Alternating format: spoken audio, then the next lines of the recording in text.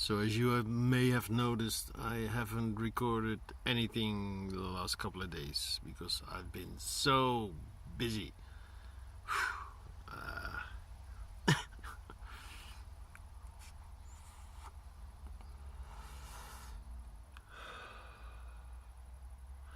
And I did give myself like a couple of days off. Because I've also been questioning, is it really needed or even helpful to publish one video every day? Which I've been doing for the last 6 months, like every single day. Maybe one day that I couldn't because I was sick or something. But for 6 months, publish one video every day. But yeah, like they say, question everything. So why?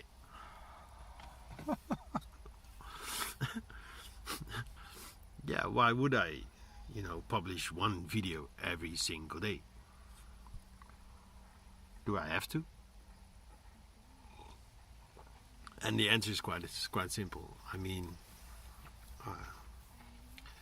it was just an agreement I made with myself. Whoa, did you notice that glitch in the Matrix? Like suddenly time stood still for a millisecond. No, I had to pause the video because there was people talking really loud, and they got into this big car and they started the engine, and then they were still talking like 10 minutes. Sorry. And now they're gone. Yeah, so why? Yeah, because,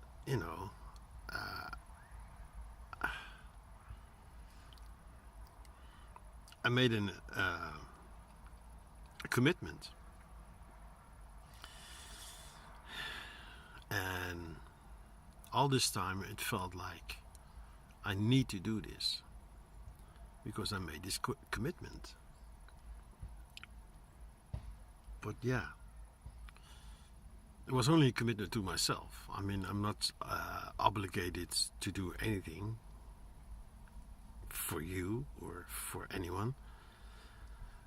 But yeah, lately I've noticed quite a few changes.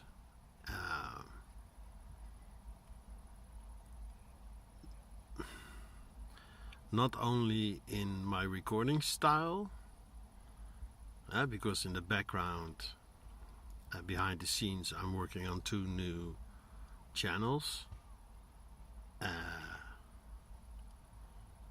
And I was gonna say they're coming along just fine, but no,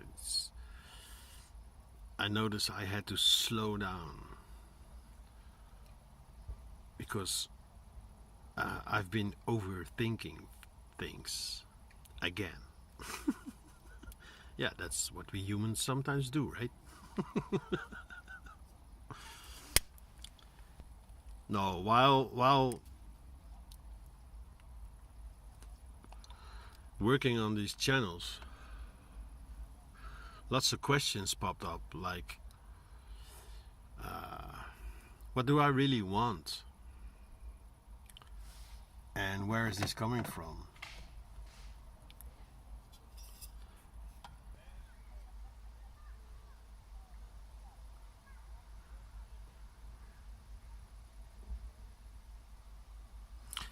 There's 4 teenagers. They were playing with this plastic beach ball, and they had fun for a while. And there was a branch in a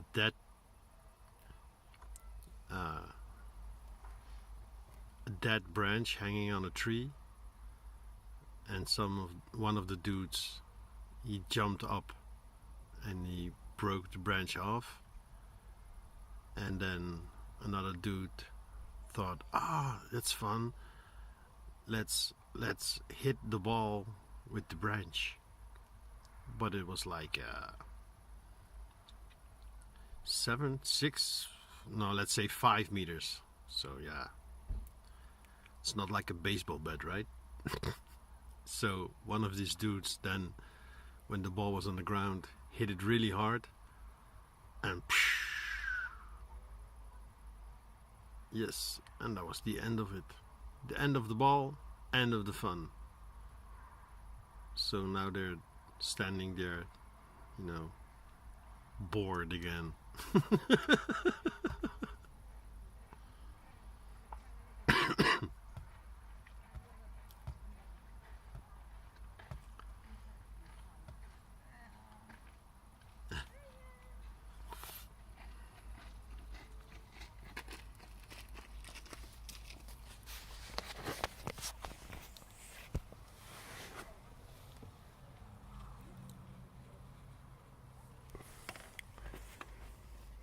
That's how Asians walk. Chinese, I think. Swinging their arms. What a horrible video. Why am I even recording this?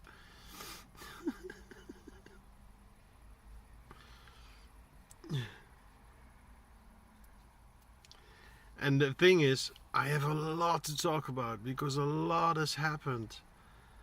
I mean, yesterday I visited the younger sister of my ex-girlfriend, and she is back. She and her ex-boyfriend are back at the community where I met my girlfriend, my ex-girlfriend. And I've been thinking about this community quite often since I'm back in the Netherlands, because I'm curious what has happened there. And yeah, I was there in 2020 for less than a year.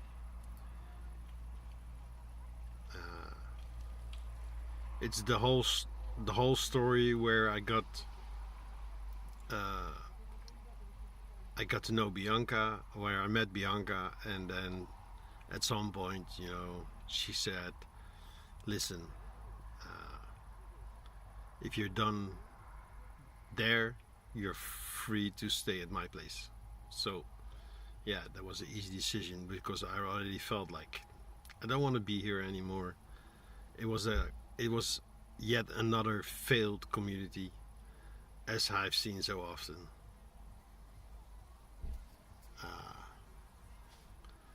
Because setting up a community is not that easy. Maintaining community is even harder, and making the community actually flourish, it's nearly impossible. One dude even did some investigation, and he found out like 1 in 10 communities don't survive the first year, and of those that survive, 1 in 10 don't survive the next 5 years. So there's 1 in 100 communities that will survive the first 5 years. And then usually, it's still a struggle, but at least, they still exist.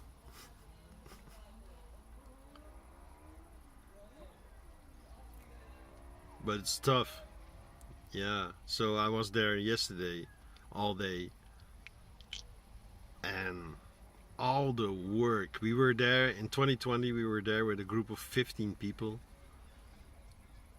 15. And we worked really hard to make it look nice and to maintain the property. I was responsible together with 2 other guys for the garden and all the nature surrounding it, and also the vegetable garden. And yeah, for a first year, we did quite well. I mean, if we would have continued this, then yeah, I think it would have been a success.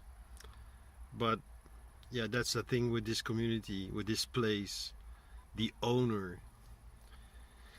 And I know I also should not blame just the owner, but I can so understand why everybody keeps blaming the owner for screwing things up.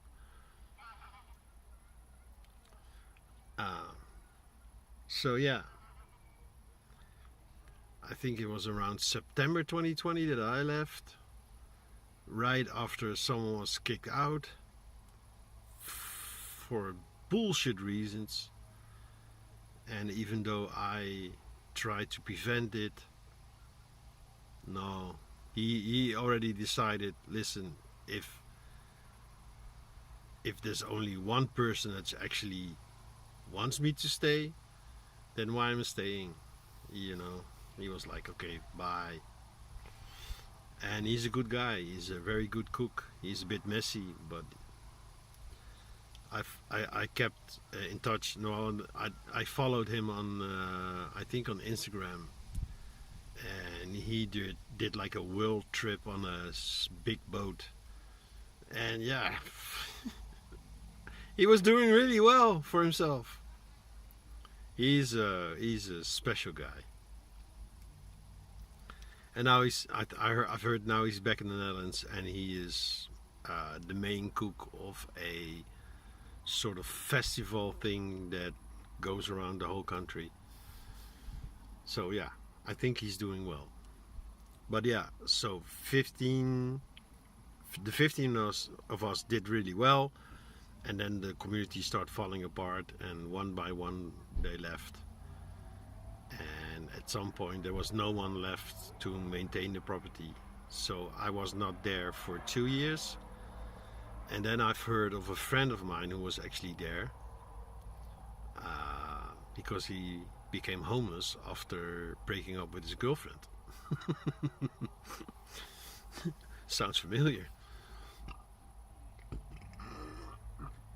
So he asked me to come over, and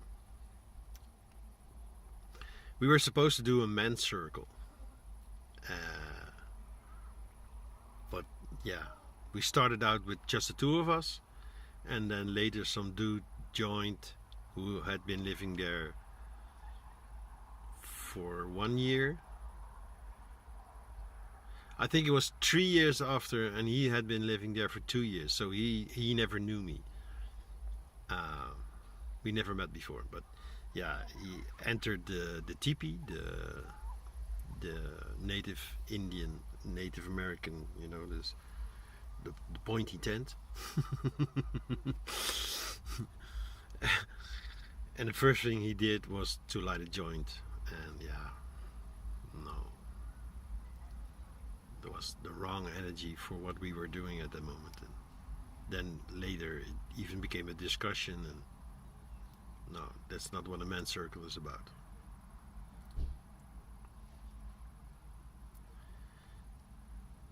But then I already saw like the deterioration, the digressing.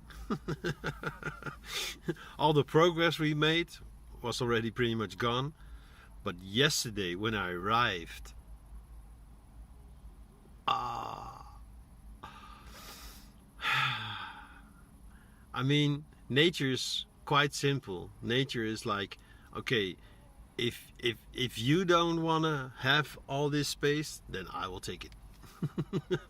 There was a path where you could drive a car on, where it was like wide enough and clean enough for a car to drive, and now it was just I don't know what you call this berry.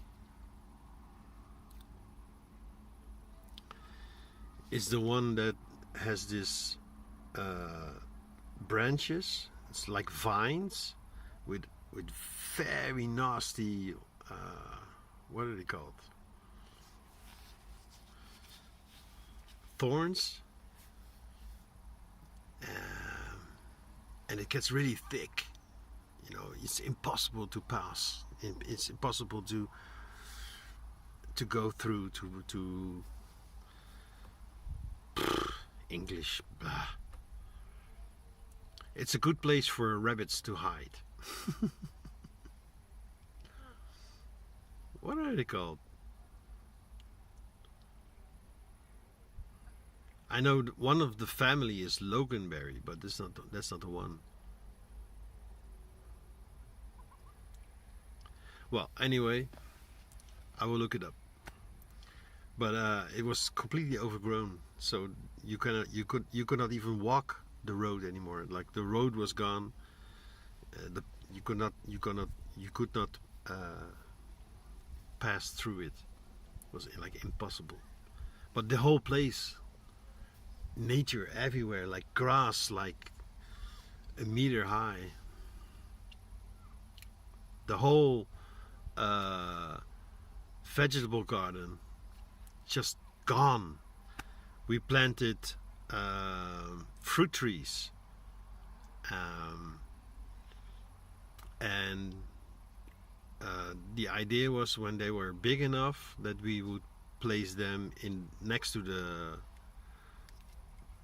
vegetable garden to give some shade, because there was lots of sun there, and fruit trees, they love sun, but some vegetables they don't, like lettuce. But the trees never got replanted, so there was like fruit trees, but in totally the wrong place. So there's only like this big apples. It's like horrible, like to see this. Like no one cares. Yeah, wait. So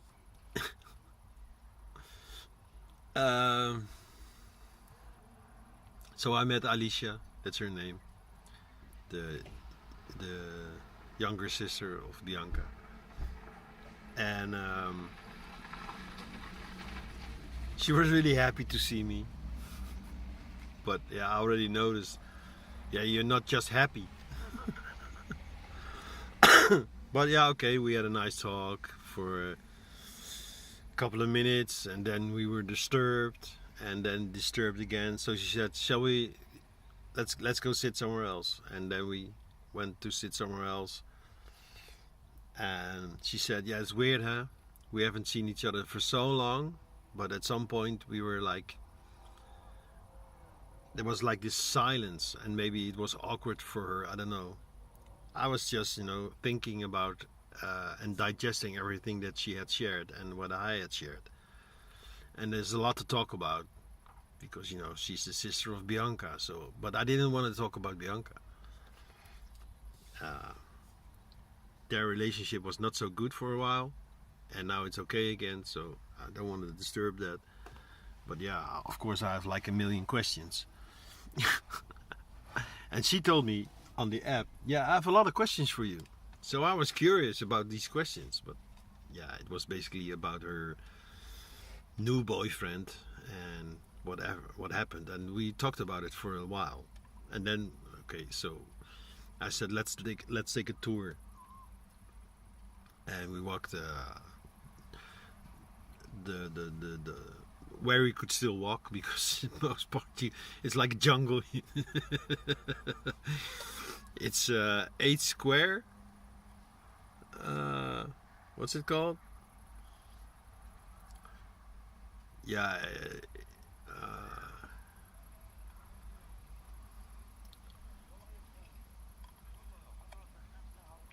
8.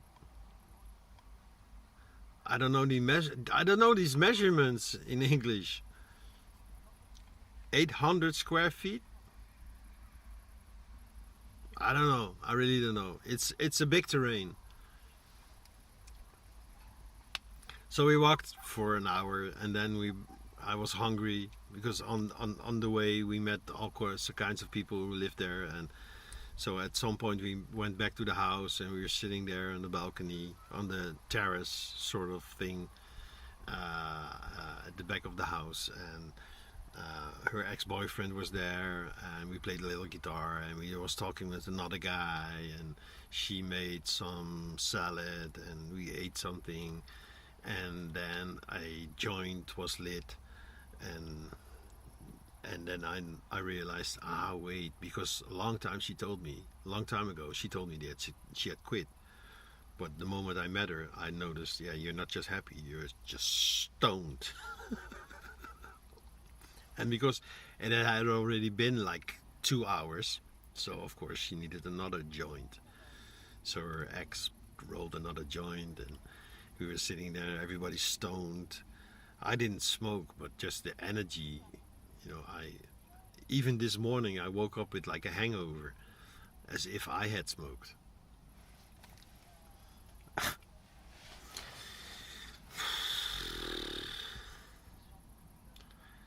So now they are with 9,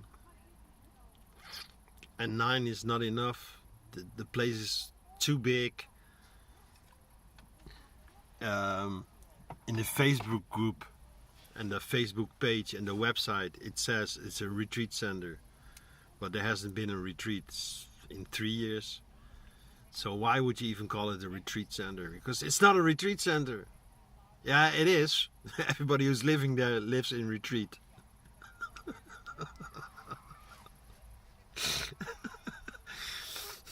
They have an agreement that if you live there, like a steady, you live there every day, not just as a volunteer. You work 15 hours a week, and as a volunteer you're supposed to work 25. But nobody's checking. So I think this is the main problem with so many communities. They start with these ideas, the idealistic ideas, but most people they attract are people running away from something, mostly from themselves. And in community, when you live in community, it's like living in one house together, and that's, it's very in your face. It's very confronting. Confrontating,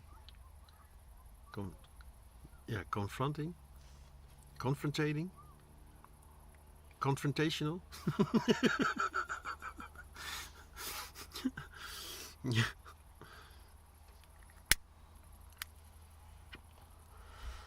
So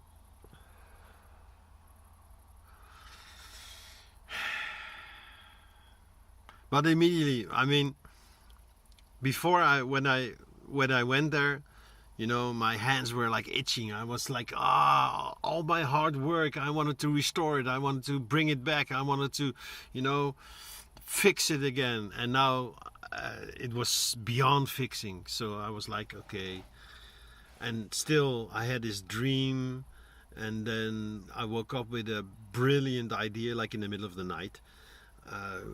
Let's start a foundation who travels across the world,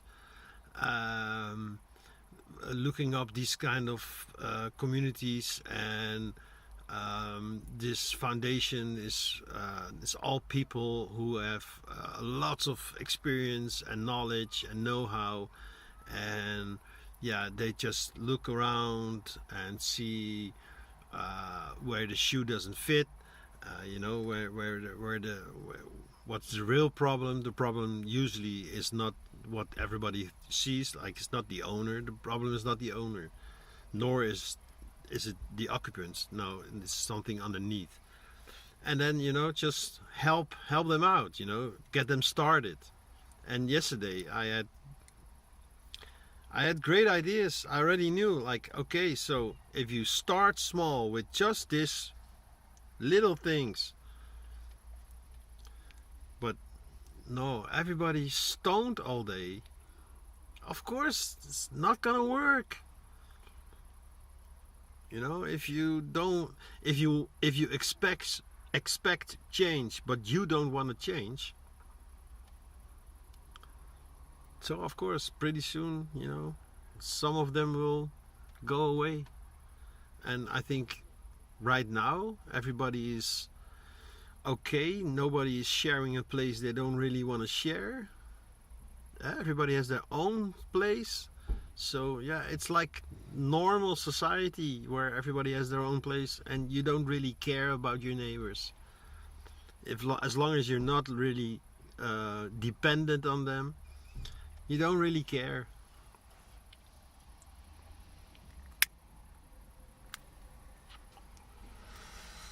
I remember an essay I wrote not too long ago, well, 10 years ago, about communal living and the 5 pillars and blah blah. Well, they didn't even have 1 pillar.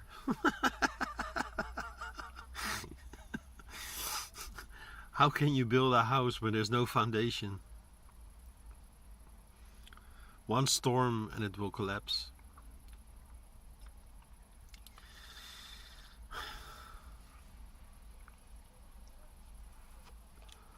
But yeah, then again, I do feel like going there and staying there for a while and see what I can do, what I can contribute. Maybe get them going again a little, or maybe just inspire them somehow. I don't know.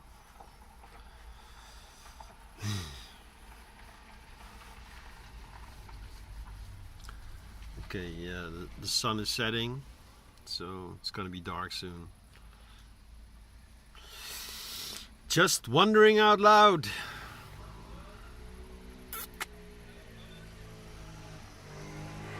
Everybody leaving, so me as well. Ciao.